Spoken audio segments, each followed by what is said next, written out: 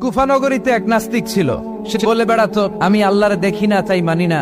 কুফানগরীর লোকজন বলে, আমাদের এক ইমাম আছে নাম নু'মান ইবনে সাবিত, ওনার সাথে বসলে তুমি আল্লাহরে দেখতে পাবা।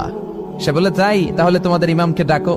সাইয়েদনা ইমাম আবু হানিফা টাইম দিলেন, এই জুমার দিন, আজকে জুমার দিন না, এই জুমার নামাজের পরে ঠিক ভর দুপুরে 2টায় সবাই আমরা একত্রিত হব। নাস্তিকও আসবে, সাইয়েদনা ইমাম আবু হানিফাও আসবে। জুমার সালাতের পরে লোকের বন্যা বয়ে গেল, বাঁধ ভাঙা জোয়ার, অনেক মানুষ। নাস্তিক এসেছে, লক্ষ লক্ষ লোক এসেছে, আসে নাই ইমাম আবু হানিফা। আসে না আধা ঘন্টা, 1 ঘন্টা, 2 ঘন্টা পরে আসছে। নাস্তিক বলে, এই তোমাদের ইমাম যার কোনো সময়ের জ্ঞানই নাই, এর সাথে কিসের তর্ক?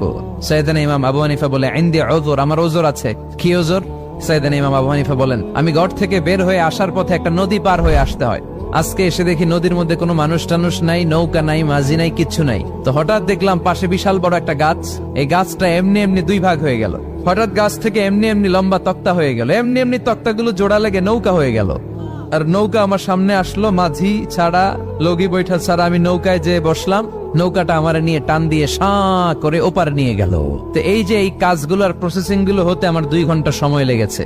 নাস্তিক কয়, তবে ইমাম গাঞ্জা খাইছে, মাথার তার ছিঁড়া গেছে, নাহলে কোনো সুস্থ মানুষ এ কথা বলতে পারে? এমনি এমনি নাকি গাছ ভেঙে তক্তা হয়, এমনি এমনি নাকি তক্তা লেগে নৌকা হয়, এমনি এমনি নাকি মাঝি ছাড়া নৌকা চলে?